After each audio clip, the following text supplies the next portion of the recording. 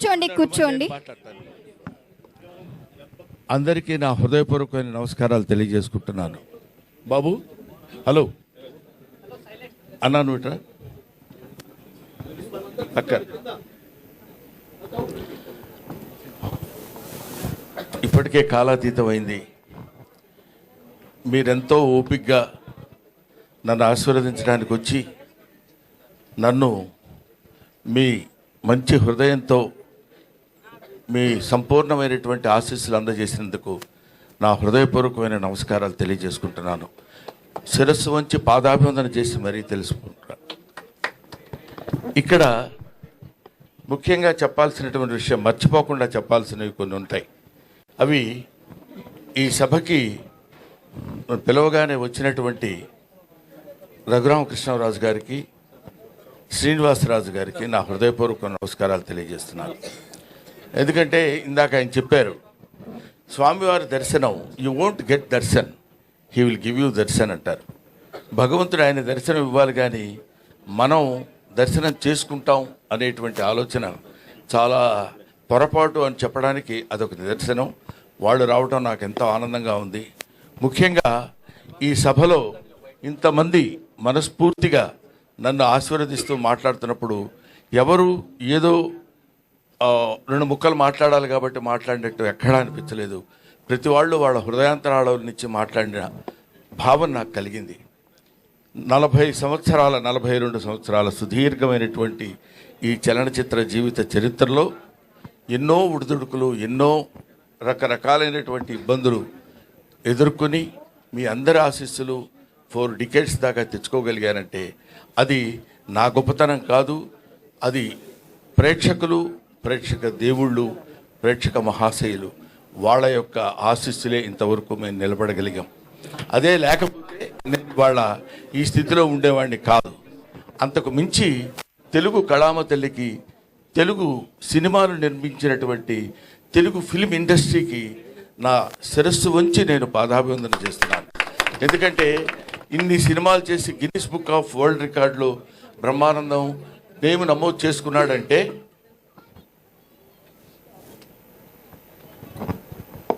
ఇన్ని సినిమాల్లో చేసి పేరు నమోదు చేసుకున్నాడంటే ఇన్ని సినిమాలు చేయటం గొప్ప కాదు.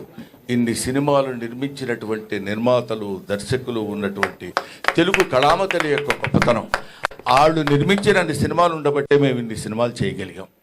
కాబట్టి ఇటువంటి అవకాశాన్ని నాకు కల్పించినటువంటి మహనీయులకు అందరికీ చిన్న పెద్ద తేడా లేకుండా, ప్రభువెక్కిన పల్లకి కాదు అది మోసిన బోయీలెవ్వరని, లైట్మెన్ దగ్గర నుంచి అందరూ ప్రతి వాళ్ళు సహకరించి మేము ఈ స్థితిలో ఉండటానికి, ఈ స్థితిలో ఉండేటువంటి పరిస్థితికి తెచ్చినందుకు వారికి సహస్రద పాదాభివందన చేసుకుంటున్నాను.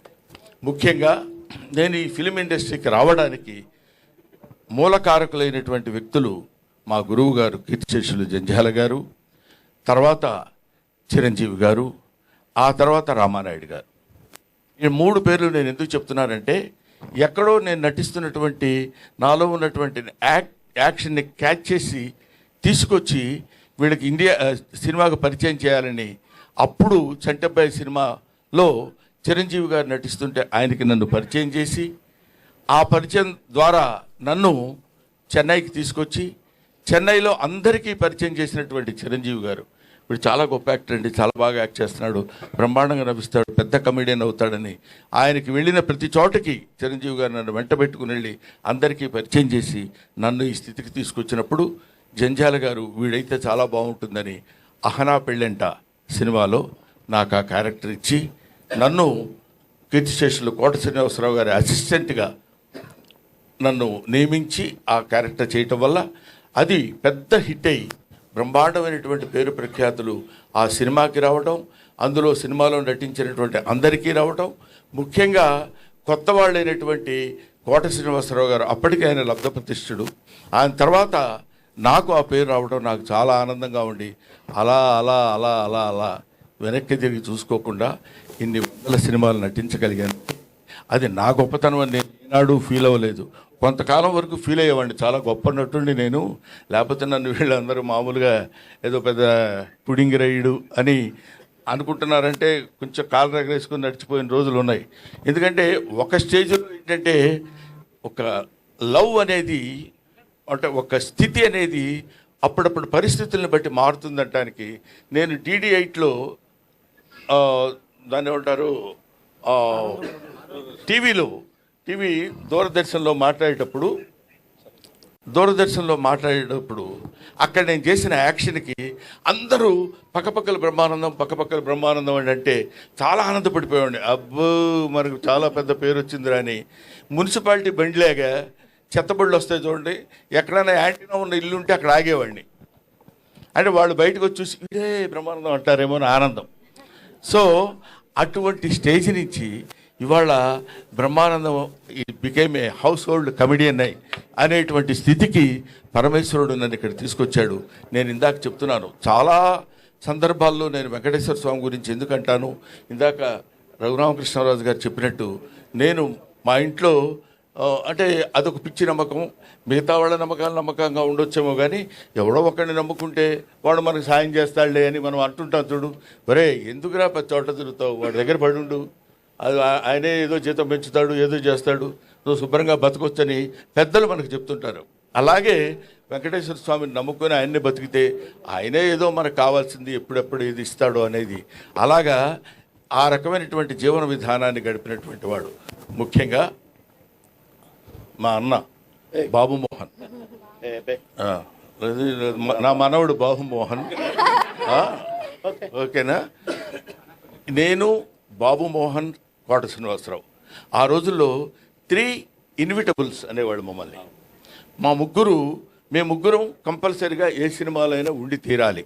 ఇది నేను చెప్పేది ఒక 10 to 15, 20 years బ్యాక్. ప్రతి సినిమాలో కోట శ్రీనివాసరావు, బ్రహ్మానందం అండ్ బాబు మోహన్ ఉండాలి. మేము ఇందాక చెప్పాడు బాబు మోహన్ గారు ఏమన్నారంటే, మేము ముగ్గురు ఒకే రూమ్లో ఉండేవాళ్ళం అని. మీకు తెలియదు, నీకు టైం సెన్స్ తెలుసురా అసలు. నీకు మనవడు అనుకున్నావు, ఇష్టం వచ్చినట్టు తిడతాను. ఇప్పుడు నువ్వు నోరెత్తడానికి వీల్లేదు. ఎందుకంటే 6:30కి గౌతమ ఎక్స్ప్రెస్ ఎక్కి సికింద్రాబాద్లో, పర్లేదు పరువు ఉంటే కదా పోవటానికి, 6:30కి గౌతమ ఎక్స్ప్రెస్ ఎక్కాలి. వీళ్ళిల్లు సికింద్రాబాద్ పక్కనే. కరెక్ట్గా 6:31కి ఒక వ్యక్తి ఒక బ్యాగ్ వాడి చేతిలో పట్టుకొని పరిగెత్తుకుంటూ వచ్చేవాడు కంపార్ట్మెంట్ దగ్గర. ఎవరు ఏంటి ట్రైన్ కదులుతున్నప్పుడు పరిగెడుతున్నాడు ఏంటి అనుకునేవాడు. చూస్తే వీడు ఒక క్యారేజీ, చేపల కూర, అందులో ఏదో పప్పు, ఇంకోటి ఏదో. అన్న నీకోసం చేపల కూర తెచ్చినానే. ఎవరికి తెచ్చాడు, అసలు ఎక్కకపోతే ఏంటి పరిస్థితి అని ఎక్కి శుభ్రంగా తిని పడుకునేవాడు. పడుకుని ఒక అర్ధరాత్రి పూట అని, ఏంటా ఏమైందంటే చలిగా ఉంది బావా, చలిగా ఉంది. ఏం చలిగా ఎందుకుందిరా అంటే, అప్పుడు ఒక ముద్ద తగ్గించుకొని తింగితే ఆ చలి ఉండదు, పాడు ఉండదు. ఏసీలో పడి మళ్ళీ తీసుకొని కింద కూర్చోబెట్టి, కింద పడుకోబెట్టి, ఇలాగా వాటికి వెళ్తుంటే టికెట్లు ఉండవు. ప్రొడక్షన్ మేనేజర్ టికెట్ గురుగారు మనకి నిర్ణయంలో వచ్చేస్తాయి. అదే మామూలు టికెట్ అనుకునేవాళ్ళం మనం, ప్లాట్ఫామ్ టికెట్ అనమాట. అది తీసుకుని అక్కడికి వెళ్ళిన తర్వాత మొత్తం ప్రతివాడు మేమారా బాబోను ఏడా టికెట్ లేదా, కన్ఫర్మ్ లేదండి, పోనీ అక్కడ కూర్చోడాడు పక్కన, ఏది లెట్రిన్ పక్కన నేను కూర్చో. అది ఇలాగా అంటే నవ్వించేవాడి జీవితాన్ని గురించి చప్పట్లు కొట్టేవాడికి అనవసరం అంటారు కదా. మీకు అనవసరం, మేము నవ్వించాలి. ఎన్ని తిప్పలు పడి నవ్విస్తామంటానికి comedy comes from the zenith point of tragedy. Zenith point, బాగా భయంకరమైనటువంటి ట్రాజడీ నుంచి కామెడీ వస్తుందని చెప్తారు. అది ఎందుకంటే ఇదిగో ఇలాంటి కష్టాలని మాకు అనవసరమయ్యా, నువ్వు నవ్వించు, మాకు నవ్వాలి. నువ్వేం పడితే మాకెందుకు, నువ్వు రైల్లో టికెట్ లేకపోతే మాకెందుకు, ఉంటే మాకెందుకు. కామెడీ ఏం చేస్తున్నాడు? మామూలుగా మాకున్నటువంటి మొహాలు అంతంత మాత్రం. ఈ మొహాల్ని మళ్ళీ ఇందాక మన మిత్రి సత్య చెప్పినట్టు మా మొహాల్ని వికృతంగా మార్చుకుని, వాడు ఇలా కొట్టబోయాడు అనుకోండి, ఇలా అనాలి, అలా అంటే కానీ నవ్వరు. అలా నవ్వటం కోసం 24 గంటలు ప్రయత్నం చేసి రిహార్సల్ చేసుకుని కష్టపడి తీసుకొచ్చి మిమ్మల్ని నవ్వించడానికే మా ఏడుపంతా.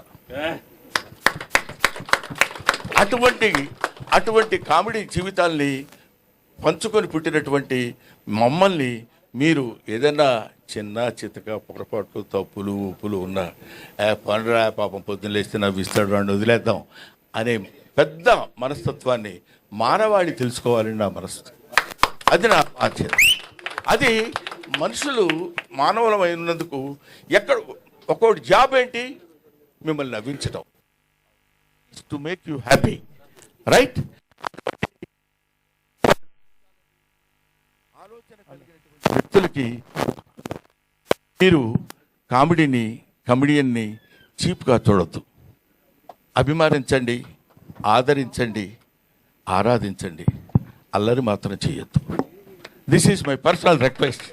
అవును, 40 సంవత్సరాల సుదీర్ఘమైన చరిత్రలో ఎంతోమంది ఎన్నో రకాలైనటువంటి, ఇప్పుడు మా జనరేషన్ వాళ్ళు తెలుసుకోవాల్సినటువంటి విషయం ఏంటంటే, మా జనరేషన్ అంటే ఇప్పుడు మేమున్న వాళ్ళకి, if you allow others you will become first man, if you don't allow others you will become last man అంటాడు. మన తర్వాత వచ్చే వాళ్ళకి అలా దారి ఇవ్వాలి, వెళ్ళండి వెళ్ళండి వెళ్ళండి అని. లేదు నేనే ఉంటాను, తలకి రంగేసుకుంటాను, జుట్టు ఇలా తిప్పుతాను, చాలా యంగా కనపడతాను అంటే కుదరదు. మనం చెయ్యగలగాలి. వయస్సు ఒకటి ఉంటుంది. కాబట్టి అటువంటి పరిస్థితుల్లో మనం మన యొక్క స్థితిగతుల్ని, మన యొక్క ఏజ్ని, మన యొక్క విషయాన్నంతా మనం జాగ్రత్తగా మనల్ని మనం పరిశీలించుకుని ఆత్మవిమర్శ చేసుకోగలిగినప్పుడు 10 కాలాల పాటు హాయిగా ప్రశాంతంగా నువ్వు ఉంటావు, 10 మందిని ఉంచగలుగుతావు. అందువల్ల ఇవి మనం తెలుసుకోవాల్సినటువంటి, జీవితంలో తెలుసుకోవాల్సినటువంటి నగ్న సత్యాలు, నిజాలు. అందుకనే మనకి ఇది